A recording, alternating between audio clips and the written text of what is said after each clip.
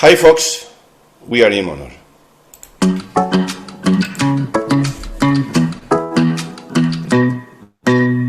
Hey pretty baby, am I in your way? Cause you walked out so fast yesterday. No, I don't think you're here to stay. No, I don't think you're here to stay.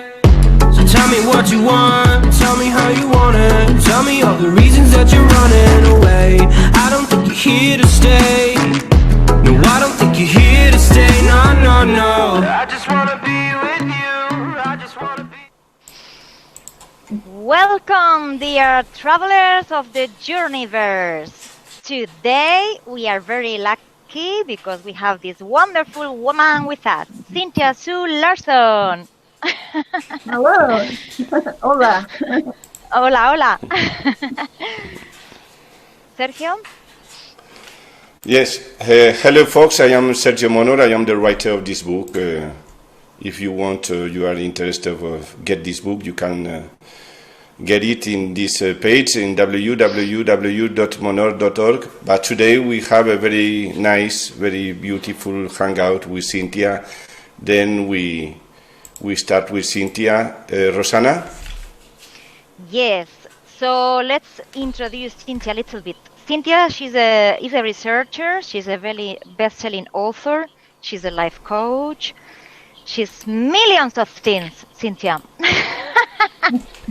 She's a happy and smiling woman, and I would, what can I say about her? For me, she's a blade of grass coming into light in a concrete jungle. Because she's always very positive. She's here to reveal what can we do to have a better life in this multiverse. I forgot to say a very important thing. She has a degree in physics from UC Berkeley. So, okay, welcome, Cynthia. Thank you. I love being a blade of grass. That's awesome. it really yeah, because we are so entangled with nature that why not? Yeah, and there is a definite feeling these days of there being kind of this machine, and I think you captured that with this analogy of the concrete jungle. Whereas you're right, I like to bring back a more natural approach, even though it involves quantum physics. It really has a lot more to do with natural intuition, natural awareness, and natural mind-matter interaction. My first question would be a general question about time. If we cannot consider time as linear time, why we are all the time talking about going to the past and jumping into the future? When we talk about quantum jumps, or because we need an approach to fix, to find ourselves, no, among these third dimension.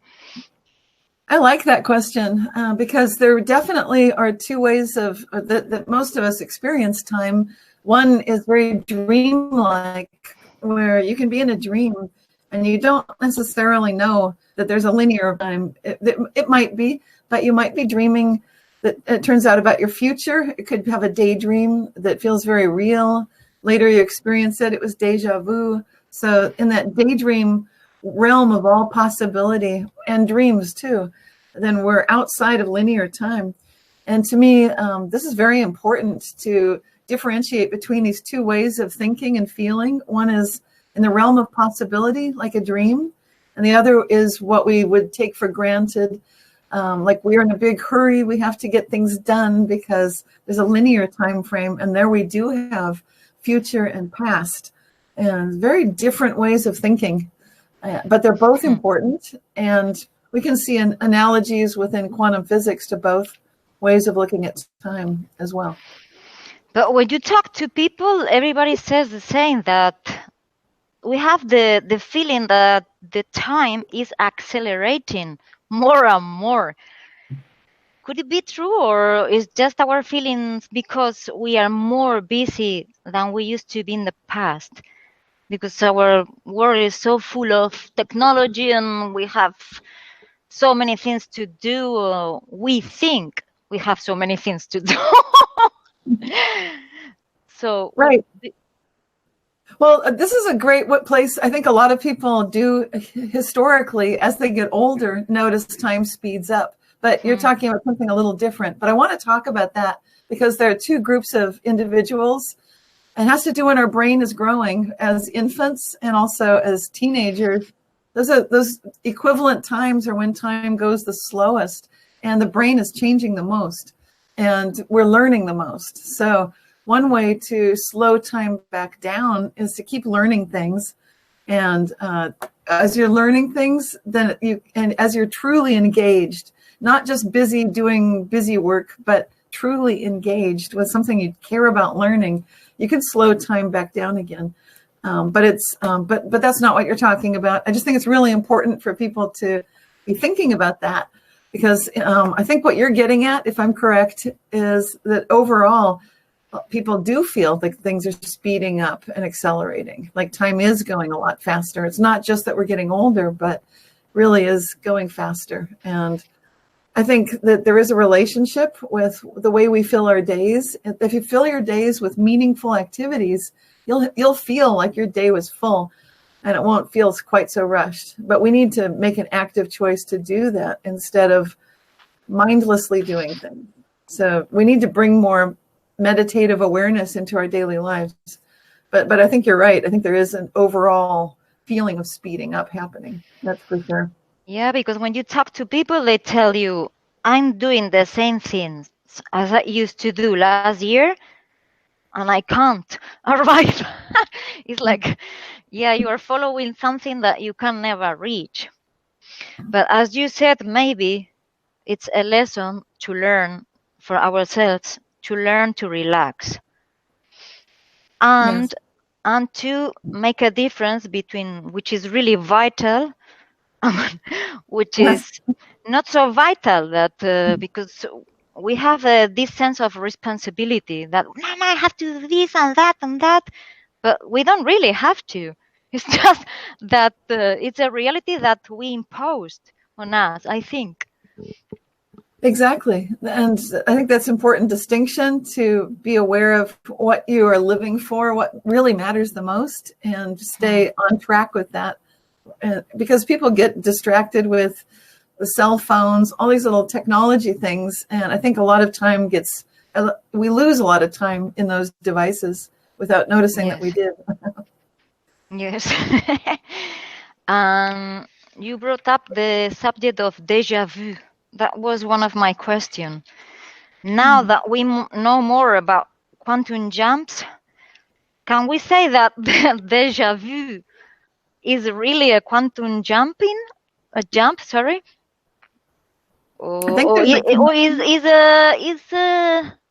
is a subtle distinction? Yes, I think there's a relationship. When you have déjà vu, at least when I have déjà vu, then often there's a connection, like I'll have a daydream or a feeling, and then I'll experience it in real life, and I'll realize this is what I dreamt about. So it's like when I was daydreaming, I was outside of time and space, looking at possible realities, and then almost choosing it. So I think that that's really valid to recognize that when we're in a daydream state of mind, where your mind is free, you're not feeling pressured, you can basically let your imagination go to lots of different directions. Then what you can see, what you can choose, can be quite real. So I think that is the ultimate reality, is that dreamlike state of mind where we make those choices. And when we remember it, that's when we experience, whoa, I dreamt this before. I've seen this before. This is like, now I'm living it again. It's that kind of feeling.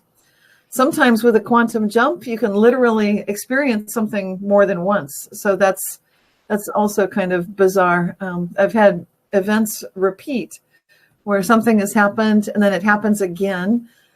Like that scene in the movie The Matrix where you see a cat walk past a doorway. I've had that sort of thing happen in my life a couple of times. And that's different than deja vu, but it's similar slightly. Yeah, because sometimes it happens with the senses. For example, it happens to me. I'm walking on the city and smell really, boom, brings me to Thailand, for example. When I was there and I was eating this food, for me, most of the time is with the smells. Yes. But for many people, can be with the sound or music or people they see that remind them somebody else. Because there was another question when we see somebody that reminds us somebody else, because it happens to me all the time. I go to a party, to a birthday or something, and there is always somebody who comes to me and tells me, you must have a cousin, or you weren't there last year, or you don't have a sister, or so why does this happen? Because we exist in another reality, or we have Actually, a double, that is or possible. sorry. Yeah, I think sometimes that does happen, where it's cases of bilocation can occur occasionally, and I talk about that in my book Quantum Jumps. That sometimes this has happened to me, it's happened to other people, and like you say, you might hear from someone like sometimes they're cautious because they're a little bit embarrassed to mention it because it sounds crazy. Like, I think I saw you, but that can't be. Like, were you there? And then you sense like, how can they be so sure? Because you can tell that they're very confused. And that wouldn't happen if it was just someone like a little bit different. So it really is possibly you. And how could that be? So yes, I think it is possible that we occasionally get glimpses of parallel possible realities. And sometimes, for me, I was daydreaming the 2 times, again, daydreaming, the 2 times that I was noticed in a different location than I was at the time. So what I was dreaming about and where I was, those were the 2 bilocations. And then people noticed me at the same time. They noticed my double. Once I was, I didn't want to get out of bed. It was very cold. You know, it's cold right now in the winter for us in the Northern Hemisphere. And so in the morning, I needed to wake up my young daughters, but I didn't want to go. I kept daydreaming it instead of doing it. So I'm still in bed and thinking, I got to get up. But I keep imagining that I got up, I walk down the hall, I open their door, I turn on their light, I say, good morning, time to wake up. I open a curtain that is too heavy for them to lift, it's too hard for them to lift. And they never wake up unless I go in there. So that's what I'm daydreaming, but I'm still in bed and I'm thinking, gosh, I really have to do this. But then I think, oh, they're waking up. I hear voices. And like, oh, here they come. They're coming down the hall. And they're saying, Mommy, why are you back in bed? And I said, what? And when I went, there was no one else in the house. But when I went to their room, the light was on and someone had opened the curtain that they can't open. I said, who did this? They said, you did. So that was one time, but it's happened twice now. Another time I was daydreaming. I was somewhere else. And a person, I was at a book event indoors, wishing I was outside. It was such a beautiful day, but I'm stuck inside. So I'm just sitting at a table with my books and then looking out the window and daydreaming that I'm walking down a certain street in my city. Someone actually saw me doing that, and she knew I was supposed to be at a book event. And so she emailed me and said, Cynthia, what are you doing? I thought you were at a book event. You naughty girl, you should be inside. And I know she saw me. I know it was me. So it's happened to me at least twice. Now I know that what I daydream, it's real. So for me personally, I don't have the, my daydreams are quite real. So they go right through. I don't know if that's true for everyone, but I think it can be true to some degree. So don't give ideas, otherwise nobody's gonna be in the office. Well, you can do both. Everybody's gonna be taking a walk in the park. Sometimes you can get more done. You can have your vacation, so you can be stuck at your office daydreaming, and maybe you really are on vacation at the same time. That can be good.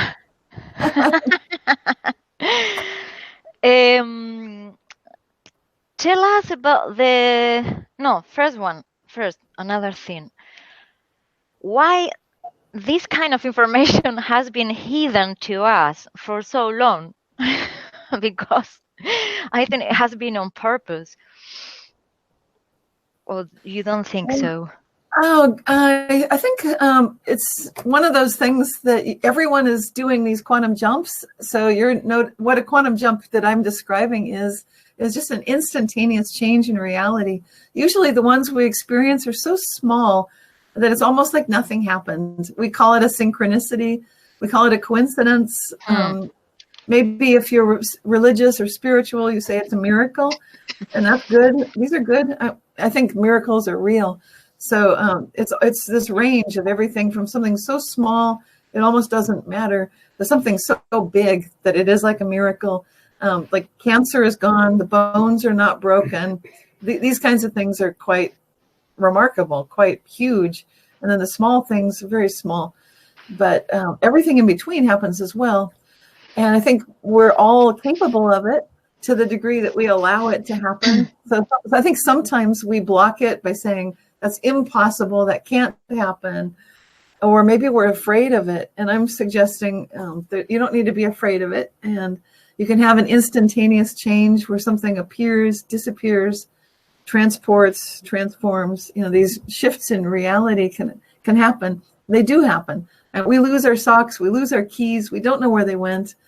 And so with a quantum jump, we're making it more conscious. We're saying we can have something to do with this. We can dream about it, feel excited, feel energized, and then believe that this is happening, and then act as if it's happening. So it's really lining yourself up. It's working with your head, your heart, and your gut, all three together.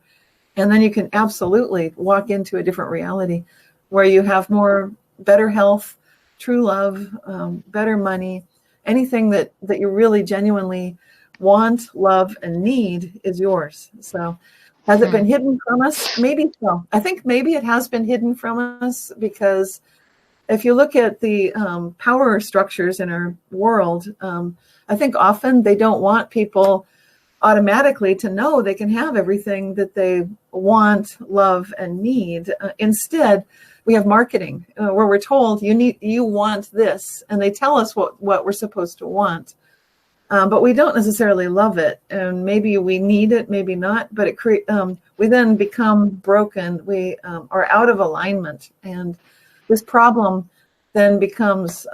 It can lead to chaos, conflict, wars, but it's also good for commerce. So people buy things and they think they need it, but they don't. They just want it, and there's confusion. So as long as there's this confusion, then people will be controlled by powers, powerful governments, corporations, that sort of thing. So has it been hidden? I guess so. But at the same time, it has also been shown to us that we are capable of being much more than what we seem like we are. We are spiritual beings. We are energetic beings. And we have a lot more power than we think we do. So, yeah, I think it's been hidden. Yeah, that's what I meant, that nobody told us that we were powerful before. Just in the last few years, there has been like an enlightenment, but I don't want to call it enlightenment, movement, where we know we are capable.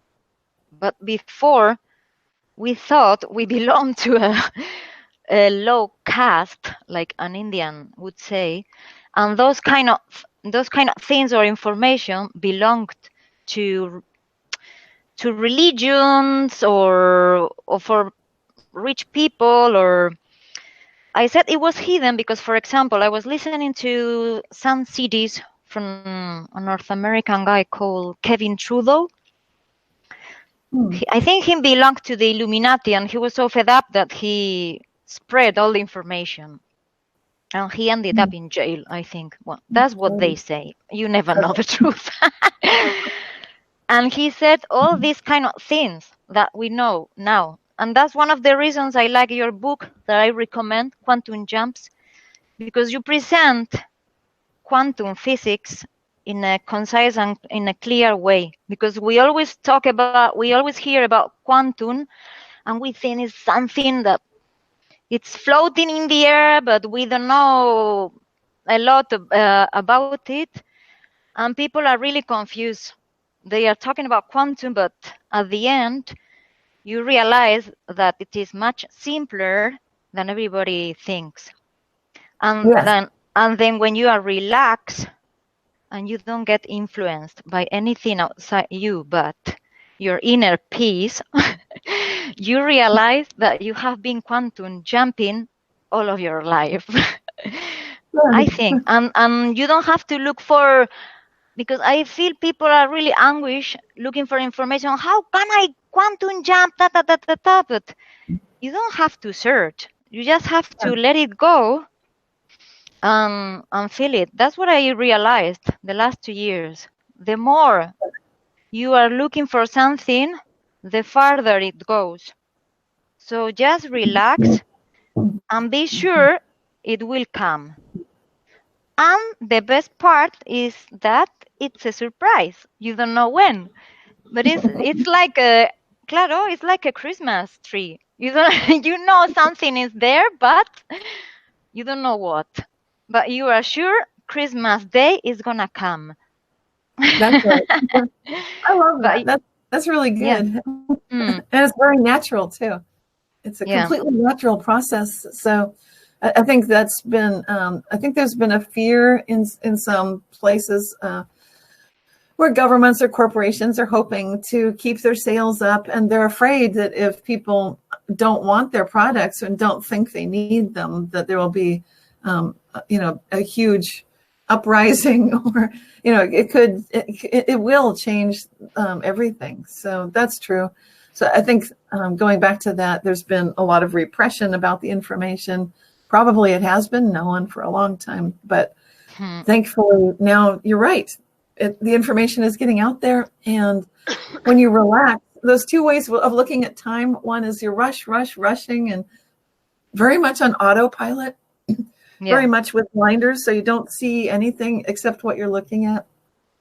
And that's okay to do sometimes. But when we live our lives that way, the days go faster and faster, and our lives feel emptier and more meaningless. And so it's important to slow down, to, like you said, relax, just feel like, okay, the big surprise will be when things come through.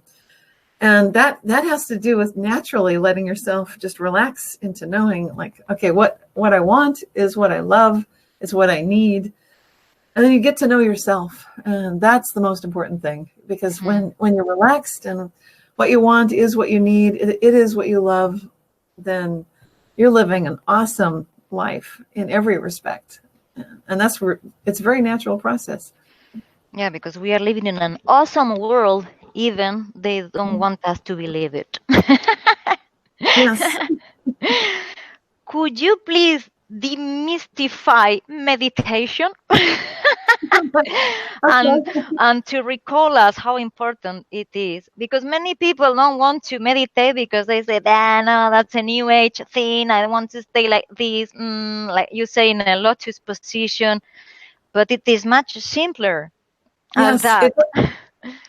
Right. There's so many different types of meditation, because what meditation really is, it's combining some kind of activity, such as it could be simple, like listening to your breath, paying attention as you breathe in and slowing your breathing down, breathing to your lower abdomen, like that sort of thing. And then just counting how many seconds you breathe in, counting how many seconds you breathe out. Or you could imagine like you're listening to an ocean, and the waves come in and you breathe in, the waves go out and you breathe out. So it's very much combining a very relaxing, focusing activity, with, so it's a focus of thought and some kind of activity. The activity can just be counting the seconds in your breath, or imagining that you're feeling that you're in the rhythm with the ocean. So it's a very simple thing. It could be like that, but then meditation is so varied. Some people say that I can't sit still. I have to keep moving. That's okay. Then keep moving. You can be walking and meditating. You can do a walking meditation. Some people they say, I don't have time. I'm always doing things. But maybe when you're doing one of those things, washing dishes, you can meditate during dishwashing. So that's a very funny thing. Sorry to interrupt you. That's what I wanted to say right now. You read my mind, because sometimes women tell me, I love do the dishes. I'm like, eh? But then I was thinking, yeah, because it's a state of meditation, and maybe they are so busy the rest of the day that that's the only moment of the day that they can be with themselves. Yes. So that's what I wanted to go when I said demystify, because it can be anything you like. For me, for example, I play the bass drum, and then sometimes I'm in a really trance state, and I'm so relaxed that for me it's like a meditation. Yes. So it doesn't have to be a calm thing. It's just something that you love and that you want to be there and remain there because you love it. Yeah, that's right. And there are other forms of meditation that are especially good for quantum jumping, and those involve becoming aware that whatever you're thinking, whatever you're feeling, it's not you, but you are the observer of that. So the reason that this is so powerful is because it's familiarizing you with levels of awareness, because this is how these reality shifts, these quantum jumps actually occur. And when you're the observer, when you're the one watching a system, then you are having an ultimate effect on whatever it is you're observing. So instead of getting upset when you observe world events, it's important to realize I can step back, I can watch this from a bigger perspective, and I can have faith and hope that you can ask my favorite question, how good can it get, and apply it to any situation, no matter what it is. And just acknowledge that I only accept what's best for all concerned. So that's something I do about upsetting outside my range of ability to do anything about events, is just to take that step back till I'm bigger even than the world. And this is a very big meditation. So it's a certain kind of ultimate good results for quantum jumping meditation, where you really need to be able to step back and be very close to the ultimate observer, very close to what you might call God, to oneness, source. And so that's why when you ask how good can it get, it's like how God can it get, and you're going closer to that ultimate fundamental consciousness that truly does wish the best for everyone. And I really believe in that. So the more faith you have, the more hope you can have. And then the easier it is to do this, jump back from any situation, take a step back from whatever your problems seem to be, and imagine that maybe what looks like it just went wrong is actually okay, no matter what it is. And just ask how good can it get, no matter what's happening. And I've seen some truly spectacular miracles occur at those times. Yeah, especially with health. It's unbelievable what we can do with our mind to heal ourselves. Yes. But that's the problem, that people don't have time first, and then they trust the system. They trust the doctor and the pills and everything. So at the end, it's a circle where you don't have faith in yourself. But that's one thing we should learn, and everybody should tell us. Have faith in ourselves and our abilities to heal ourselves and the others. Not only... sorry. Yeah, faith in something bigger, something ultimate goodness is a really good faith to have. And I'm not telling you which religion. I'm just saying, imagine that there is ultimate goodness and believe in that, because it's extraordinary. Some people say, I've been burned by the church. I can't be, I was a Catholic, but I can't do that. Okay, I understand. But they hopefully people can still believe that there could be this ultimate goodness, that everything can be pulled together by something bigger than yourself. That's important in the sense that sometimes you can't do everything. And some people get frustrated. They feel the world is too heavy. There's too much going wrong, too much suffering. They do as much as they can, and they're exhausted, and they feel like their heart is breaking, and they're just so tired. And that's when they really need their faith. They need to be able to know, okay, you've done as much as you can do, maybe too much. Now you need to give it to ultimate goodness, give it to the universe, give it to God, and trust, have faith that you've done your part. That's all you need to do. That's good enough. And there will be others stepping up also, because we're all pulling together, and we're much more coordinated than anybody could ever believe, because those of us that really believe in ultimate good, we're working together in our dreams and in reality, both. So it's very powerful. Yeah, but it's a pity how many depressed people we have those days, when it's so easy to take a step into the other side, but for them it's really hard. So if we all come from the same source, why we are all so far one from each other, and why all the relationships are so difficult if we are all one conscious? No. Those are good questions. We're working on learning different things. So each one of us is the embodiment of a question, if you will, or something we're trying to learn. And what we learn in our lifetime is what we can't possibly forget. So sometimes we have to keep learning the same lesson many times in the same life, over and over. And you think, why is this repeating again? Because there's some fear, there's something we're afraid of that we haven't quite gotten over yet. And a lot of it has to do, like you said, with relationship problems in our families, with our brothers and sisters, our parents, our children, our loved ones. These can be very hard because people can be so different. And we wonder, why aren't they more like me? But they're not. They're working on something different, and they need to learn whatever that is. And that can be very hard to give people freedom to work on whatever it is they're working on. But I think we can get a sense of faith from the universe right now, thanks to witnessing these Mandela effects, where some people notice changes and some people don't.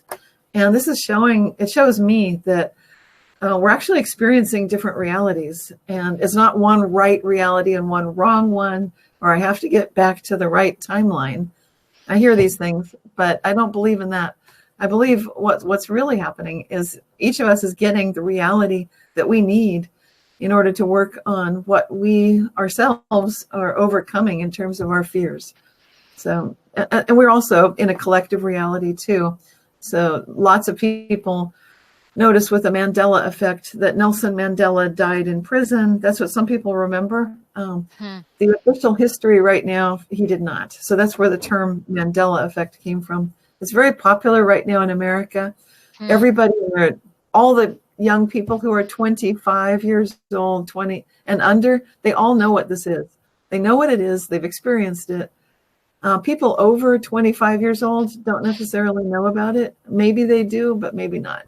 And so it's interesting that our young people are so aware of these reality shifts and that they're happening on a global level. So I think there's great hope there as well.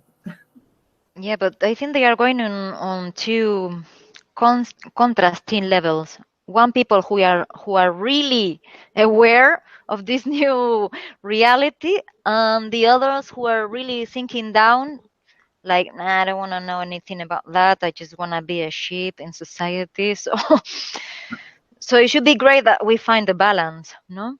At least to jump on scales, on levels.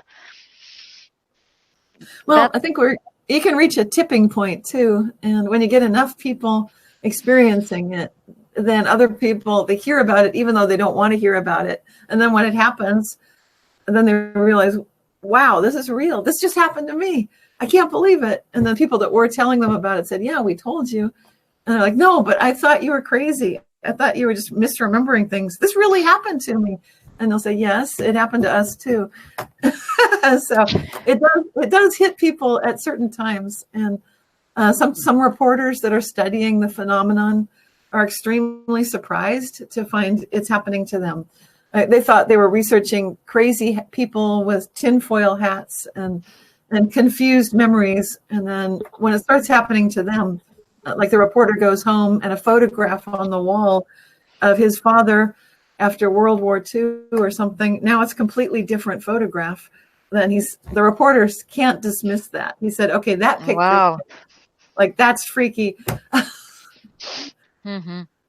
So I think 1% at a time, where it's a tipping point, and so now everybody hears the words, even if they make fun of it. But the idea is out there, and once the idea is out there, and actually all of us are experiencing it anyway, it's going to be easier for the people who are trying to dismiss it and they thought it's stupid. Then they realize, okay, this actually does explain something, even though now I really don't know what's going on. So it's good. This world must be wonderful when many people have had experiences of near death. They were describing the most beautiful thing, but they come back. So because I was watching a documentary in Switzerland. There's like an institute where they are studying this kind of phenomena, near death experiences. And there were some people telling what their experiences were like, and they all agreed it was the most wonderful experience in their life. They were fusion with nature. They could see the fractals of the universe. Everything is entangled. The deepest peace inside themselves. They said they didn't have words to express their feelings, the sense of plenitude, but they could choose, and at the end they chose to come back, because they said, if we are here is to learn something, that's where we belong. And they know there is something great outside, something wonderful, the source. Yes. But to be here is great too. So it is great. Sometimes it doesn't seem like it, but it is. Yeah, we should take advantage of it, because some people are passing through life like zombies, but we should smell the rose that is just in front of you, the little details of life, that we are not aware. And that's one, maybe you will have a quantum jump. Absolutely. I think that state of near-death experience is one of the best states of, it's like the ultimate daydream experience. And when you're there, then you feel so much love, and you feel such a sense of everything you want is there, and you feel like you need this too. So it helps line you up automatically with who you really are. And you can get lost in it too. I understand that. But when you make that choice, okay, I'm coming back to life. I think people that do that after the near-death experience, I have the nicest time, the most enjoyable time talking with them. I feel the most like them, because they don't waste any time on anything meaningless. It's all about what they need, what they love, what they feel. And so there's no confusion. And they're very wonderful people to be around. How many multi-universe can we have, or are we creating also our other possible ourselves? Because you said the essence of quantum jumping is that there are many possible use. Yes.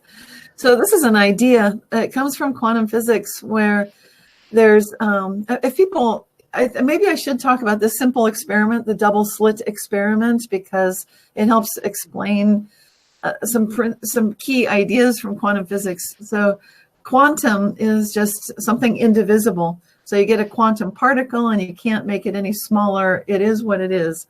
And if you try to make it smaller, then you can't, but you can see that it's either material, something you can measure and know where it is, or else it's acting very much like a probability wave, and it might be anywhere, and you can describe it mathematically as to its location and whereabouts and what it's up to. So physicists wanted to get some answers to this mystery, and they designed an experiment, which is very simple. It just has 4 parts altogether. It has a particle emitter that shoots out a photon. It has a little panel in the middle, which has 2 slits, kind of like 2 doorways that the photon can go through one of them or the other one. And then on the other side, it's got a screen, so where the particles hit. And so if they hit like particles, then it's like playing paintball, and the paint in a splat goes splat, like a little ball of paint. And so that's what was expected to happen. And so what happened is the experiment began. I said there are 4 parts to the experimenter. The 4th part is the scientist. And I don't think they realized how important that 4th part was, because usually when you do an experiment, the experimenter, the scientist, does not matter. This time it does. So the scientist decides, okay, we're going to start the experiment. Here goes the photon, and we want to know which slit it goes through. I'm getting ahead of myself. The first time they do it, they don't notice about that. They just fire the paintball, the little photon. They think it's like a paintball. They think they're going to see where it lands. It's kind of going to have to go through. They've set the screens up so if you fire the photon straight ahead, the doors, the little slits are on either side. What happens is it looks like the photon went through both slits, and then it looks like when you throw 2 pebbles in a pond and you get the waves interacting. So sometimes there's constructive interference and the waves are very high. Sometimes destructive, they cancel out and they're very low. And so it's like ripples are happening. And that's what they see. One photon creates a picture of ripples as if the photon went through both slits at the same time. The scientist said, okay, something's wrong. Let's find out which slit it went through. We're going to get clever here. So they put a particle detector on one of the slits to determine which way it's going. Now they know which one it goes through. And they see, okay, it went through the slit on the right. And when they're measuring it and they know which slit it goes through, it does create no more a diffraction pattern. Now it creates a paint splat. Here's the weird part. The scientist now is upset because his involvement or her involvement in this experiment should not matter, but it does. Just the fact that they know what's going on, and how should that matter? Why is their choice of measuring or not measuring making a difference in what a quantum particle or wave is doing? And is it a particle or is it a wave? It's both. If you look, it's a particle. If you don't look, it's a wave. And so this is extremely important to what we're talking about, because when you say how many realities are there, and you look at the wave interaction, there are infinite possibilities. You can choose anything. And how do you know what you end up with? It's when you choose to make an observation, when you act as if your reality is there and you're moving through life with what you need. You need to breathe, you need oxygen, so you get air, that sort of thing. So when we make choices, like a near-death experience, they decide to come back. They had all these possibilities. Sometimes in a near-death experience, some people describe they saw all the choices they could make. And sometimes they feel like, wow, maybe I wasn't making the best choices. So they understand there's something they need to work on when they come back. They see like, oh, there are so many choices. How many? Millions, billions, maybe infinite, probably infinite. So we can't measure it. It's unmeasurable. But when we do make a choice and we do observe something, then we've collapsed that wave function and we get a real reality, something that we can weigh and measure and say, this is the money in my bank account. This is the love of my life. This is my job. These are things I know. But it all starts with a daydream. It starts with all possibility. And we make these decisions with our consciousness, with our awareness. And sometimes we have to give orders to command ourselves. Because I remember some months ago, the police stopped me. And at the exit of the village, because I live 5 kilometers from the village in the middle of the countryside. And I never look at my papers, my ID and the expiring date and everything. So the police look at me like crazy, like, ah! And I said, what happens? And he said, your driving license expired 2 years ago. And I went like, oh my gosh. So I went like, no. This cannot happen. I'm going to create a new reality for me. So I held my steering wheel and I said, something is going to happen now that he's going to change the setting, his scene, and everything is going to change. And something happened. Then he said, well, okay, I'm going to give you a chance. If you are going to pass your psychotechnical exam in 1 week, you won't have to pay the fine. That could be $300 or $500. And I went like, cool, we can do it. But you have to be really sure of yourself. Yes. But sometimes the wave you were talking about, it could be also the feelings or the vibrations from other people, right? Because why? Sometimes we do have a plan to do something, and the moment we tell somebody this plan is a screw up. Yes. No, you're right. You're absolutely right. We're very social animals. Humans, we care about each other, sometimes too much, and sometimes that we have destructive interference with each other, where we have a dream, we have a plan, but then you make a mistake of sharing it with someone that doesn't share that plan, and they don't say anything or do anything, but the plan falls apart because now they know about it, they don't like it, and they can collapse it in the wrong direction. So that's very important, like choosing the people that you trust to really have your best interest at heart and can share your dream with you. That's very important. And we are co-creating reality together this way. So if you wonder why are things such a mess, a lot of it has to do with things being misaligned. I genuinely believe that if we all can get what we need and it can work out great. I do believe that. It can be paradise for everyone. People can have good health, good love in their lives. Just everything can be great. But the level of cooperation required is different than what's currently happening. And so I think a lot of humanity is working on cooperation right now, learning to not be jealous of other people if they're successful, because this is not helpful. It's very destructive if you're actively jealous that someone else is doing well and you should be. Don't focus on other people. It doesn't help you and it doesn't help them. Can it stop them? Yes, but what has it done for you exactly? So I think it's better for people. Jealousy is a hard thing because usually it means it's telling you that you're wishing you could do something different than what you're doing. So go ahead and do it. Do that. Don't be jealous of someone else. Yeah, have the courage. But we could live in a perfect world, but it's very difficult because we are bombarded with bad news all the time.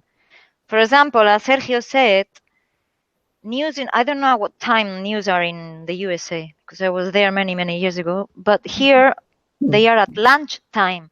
So they want us to eat bad news, so we get upset the rest of the day. So, there should be more happier news, than because there are only disgraces. I never watch TV because it's disgusting. It's like there's only I don't know how much to say, 15% of the world, which is bad, but they are putting in a big screen like, no, this is reality, but that's not reality, because when you are hanging out with people, more or less everybody's having a good life, or, well, it depends on who you are hanging out, but life is not so hard as it seems. They want us to believe and to create bad vibration inside us. So how can we thrive in a world like that? Well, this gets back to the corporate interests, and what they found with news is that people don't, for some reason, we don't tend to turn on the channel and watch good news, that people are more drawn and attracted. If there's some immediate, urgent problem that's very serious and rapidly getting worse. And so that's what the news looks like. It looks like they're telling us that here's a terrible situation. It's very urgent and it's getting a lot worse. And the more of those stories they have, the better they feel, oh, good. We're getting people to watch the show, so we get our advertising dollars because we can prove this many people are watching this lunch show, which you're right, they should not have that on at lunch. And they do that also in America. They put on the bad news at lunchtime and at dinner time, also breakfast time. Breakfast all day long. Yeah, they get all the meal times. And some people keep their TV on all the time. You're right. It can be very, very bad for people's health if they let that get to them. But you can teach yourself that, just like you do with advertising. I don't know if you do this with your children, but you can turn off the sound, and you can do this for yourself too, and just ask, what are they selling? What are they trying to get us to buy? And it's a fun exercise because it's a meditation. You take a jump back, and then you're not getting sucked into it and drawn into it. So you're not just reacting. You get the opportunity to look at it and say, oh, they want us to buy that car. And they're trying to show us that we'll be cool and we'll be the fancy ones if we have that car or whatever. And you can do the same thing with the news. Like, oh, they're trying to tell us something is so serious and so urgent and it's rapidly getting worse. But we know, if you have faith, then you know that you can trust in ultimate goodness and that people do care and that there are good people everywhere. And, just because someone's different doesn't mean they're evil. So that can help a lot. You can turn the sound off, or like you do, just don't watch TV. That's probably best. Yeah. Bueno, pues I think that's all. Sergio, would you like to ask anything or? Well, yes, I would like to ask two questions. The first is, Cynthia, do you think that the smartphone are blocking our capacities to visualize and create with playing with our pineal gland and we can reach our willings? That's a good question. I think it creates some interference on it for two reasons. One, it's an electromagnetic device, so it does have an electromagnetic field, which a lot of people, they don't turn the cell phone off. They keep it near them all the time, and so they're constantly bombarded with the electro smog, which is it's not good for the pineal gland. It's not good for feeling energies. So it's constant source of interference. And so there's that. And then there's the other problem, which is where people get addicted. Like they just have to check and see, did someone text me back? What's happening on Facebook or social media, on Twitter, Instagram? So they're checking their phone all the time. And that's disrupting their natural ability. We need quiet time so you can have inspiration come to you.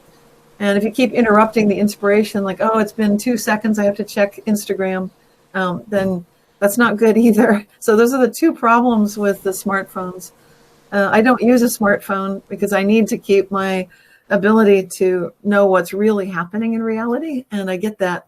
It's ironic, but I know more about what's going on when I don't have a cell phone, because I can feel the energy, I can feel intuition come to me, and it's not confused or blocked by my bad habit of checking and also the electrosmog. So yeah, I think we're better off because we are we are living like in a virtual life, artificial life. We are not concentrated in the reality for pay attention what is happening in each moment.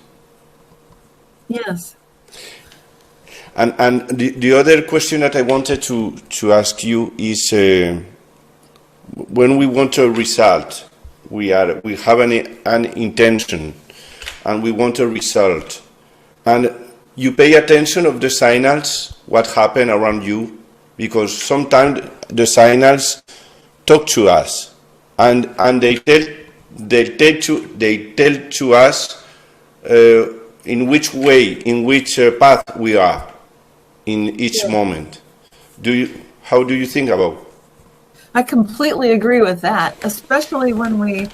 That's exactly what I do. I'm very clear that I'm in a conversation, a two-way conversation with the universe, with reality. And so when I have a question, I need to get guidance. I need to get direction and signs. And so I ask, please give me at least 3 signs. So when I get 3, the first one, it's like, okay, I hear that. It looks like it's giving me a direction. This is a very interesting coincidence.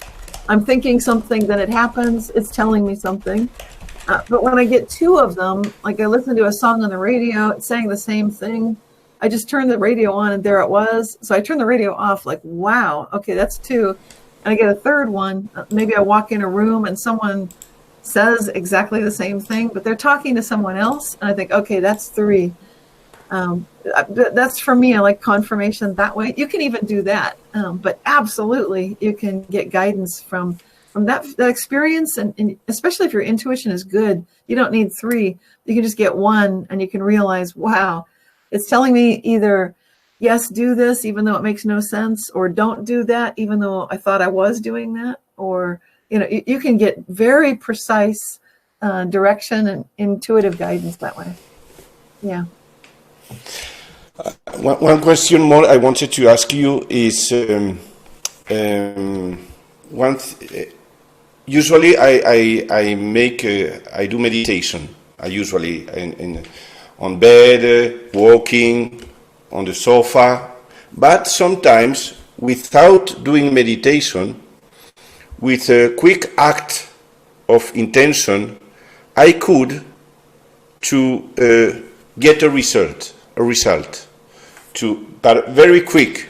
Then these things, it put me out because I don't understand, because I would like to do the things so quick, like I have done sometimes, few times, not a lot, because it's faster than if you are doing meditation 1 hour and visualizing and thinking and that. Because sometimes with a very quick act of intention, we can get the result. Yes.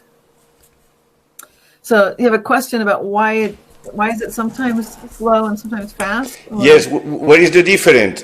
What is the difference for you of the first and the second, with a very quick thought, and to make a long meditation with an idea, and to eat this, to have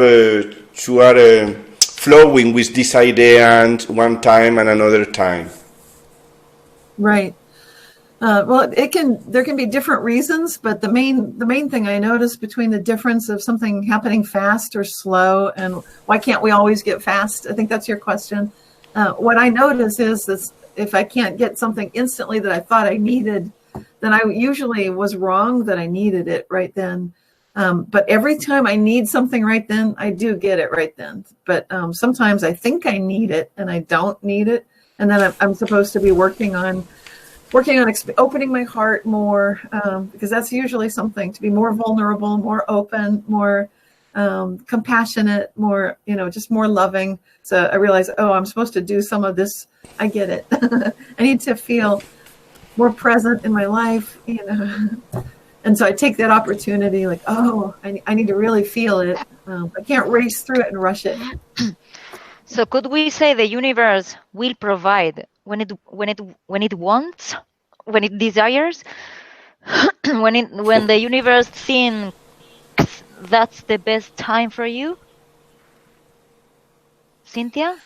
That's a good way of putting it. And sometimes just because we think we need it, actually, there's something we need to learn first. There's something going on that we probably missed, or maybe we think we need it, but we're just wanting it.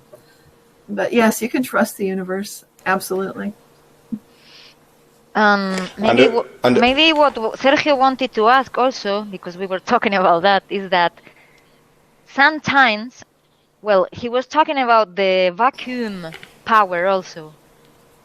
Sometimes it works with intention, as Sergio said, and sometimes it works the opposite way. It's like you have a very powerful intention of something, but then woo, you release it, or even you react it, and it comes, and it's coming faster and faster and faster. It's like a training thing. Yes. No? And so sometimes the opposite would be something you're afraid of. I've noticed that when people are afraid of a situation, then that's what comes really fast, even though they were trying to get what they thought they wanted.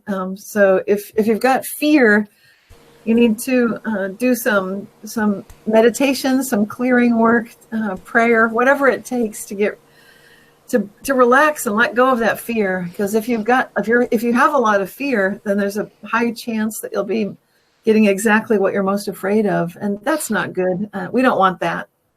So. Yeah, I agree with that about the fear. No, but what I meant was, because I was talking with Sergio about that, is that when you want something, it's like when you talk about lost things. Yes. And you said it's a combination between I'm going to forget about it, and then it shows up. Right. You know, so that's what I wanted to ask. Why do sometimes have the power to do that? Like, it will show up, and the next day, boom, it's over there. You know, and sometimes you are looking for something, or even desiring somebody, and the more you desire somebody, the farther they are going. Well, letting go is super important. I'm glad you mentioned that step. It's really important when you're bringing something to you, whether it's a lost item like your keys or jewelry or whatever, or a person. But either way, the reason it's so important to let it go, just let go and detach. Detachment is super important, because when you're hanging on, when you're attached, then it's creating this sort of an energetic connection. Yeah, and then the dynamic of it is fixed on the emotion you're feeling, which usually is, I need that. It's too far away, and there's a whole lot of pulling, and it's just not good. So the ideal thing is to relax, let go, just recognize that even if you don't get that thing or that person, you're okay. It's going to be all right, and just give up. It's kind of like let go, relax, let it go. But then when you come out of your meditation, you still love that missing object or that person. And if that love is mutual, you're going to be connecting with the reality where it is there. And often you'll get the object right back, right where you looked and it wasn't there before, or maybe a really strange place. And similar with people, they'll be coming back to you just right. And the last question from me is, Cynthia, do you think that technically is possible to get our eternal life in our own timeline? Do you think that if we think in quantum physics, it's possible to get our eternal life, to get that our body continuously is regenerating each moment and not going to the degeneration? I think that is possible. I think it's right now it seems like it's not of it. It's hard to find evidence of it scientifically currently. I think that is actually a possibility. As far as whether it's something that we really truly need or truly want, that's another matter. But I think we will be seeing, that's a definite possibility. The true eternity is in consciousness itself. Right? That's the key. And I think that's what most of us are here to learn, variations of that we already are eternal. And many people experience quantum jumps where they should have died, and they don't know why they're still alive. Lots of people experience getting hit by a car coming right at them, and they should be dead, but the car went through them. Some miracle happened. And this is extremely common, but people don't want to talk about it because it sounds crazy. So we're already experiencing some kinds of, it's not eternity exactly, but it's recognizing that reality is not what it seems. And that when you really need a miracle, lots of people are getting them. So we're getting little small tastes of eternity, but the true eternity is who you really are. It's not your physical body. You're so much more than that. You're quite infinite. You are eternal. Your natural, who you really are, is intrinsically eternal. That's you. And as to whether we actually get bodies that reflect that, I think we will at some point.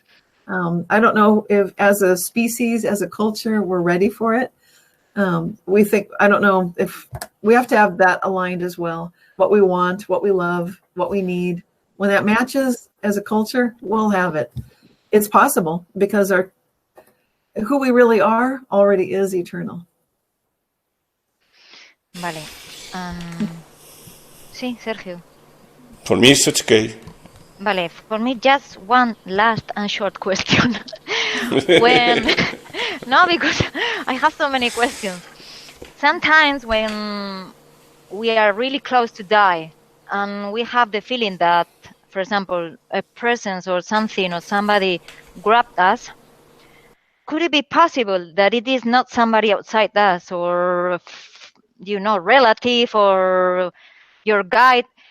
Could it be possible that it is another me going out from myself?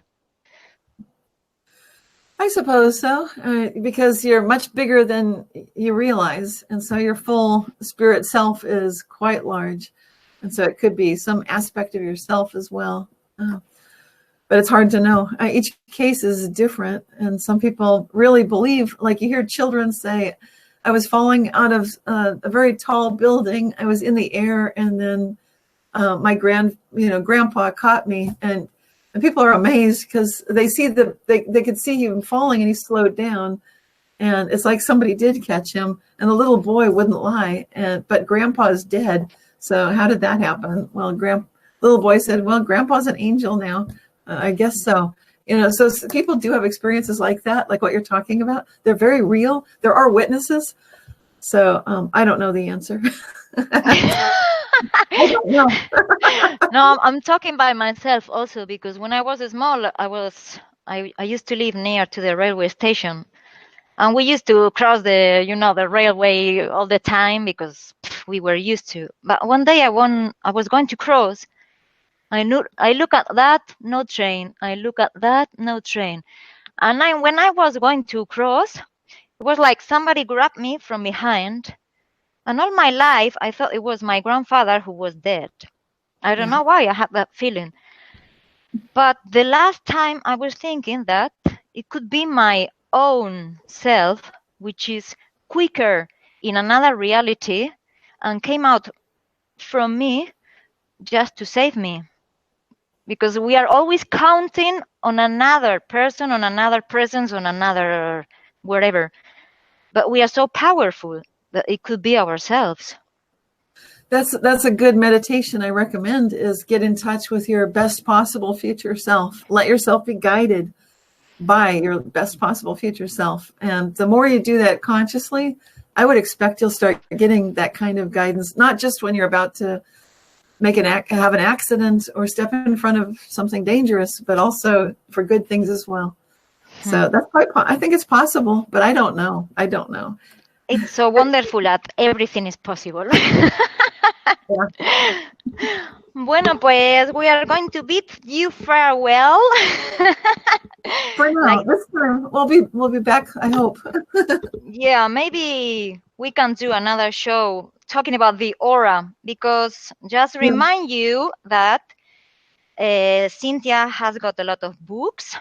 She's got her webpage, which is called realityshifters.com. And you can subscribe because there is a newsletter, right? Yes, there is. Right there at realityshifters.com. Yes. A place where you can tell your own experiences. And she's also a coach. As I said, she's many things. So if you want a coach session, you can contact her. And she's got lots of videos, short videos in YouTube. That's all. And if you want to contact us, my Facebook page is Saxon MONOR and Sergio MONOR. And that's all. We hope to hearing from you very soon and to having you very soon. With Thank you us. so much. Again, Thank thank you very much. Cynthia, thank you so much. Oh, thank you so much. See you the next time. We are very happy to have you in with us here in this hangout. Thank you so much. See you the next time. Ale, music. Only one thing I want to tell, that also if you want to talk about the books of Cynthia, which is done. See, it's already done. I said they are on her web page. Yes. Because she's got several books. Okay. Yes. And Okay. audios to meditate also that I saw. This is her page, www.realityshifters.com. And you have many shows coming, no? Or conferences or... Lots of things happening always. So there will be a conference where I'm setting something up for Foundations of Mind for Scientists. It'll be in Dublin, Ireland in April. So that's coming up. And then often they meet in Italy. So over in Europe, lots of activities through foundationsofmind.org. And that's another group that I'm working with closely. Ireland is a loving country. You will love it. And very, very nice people. Yeah. And the last thing, if you want to get our book in English, you can get it in www.monor.org. And if you have any doubt, you can write to Rosana at monor.org. Then thank you, Cynthia. Thank you, Rosana. If you want to tell me something, the last words before I play the music. It's all right. Everything is said. So, okay. Thank you. Welcome. Hi, folks. See you next time here in MONOR. We play music now. I just wanna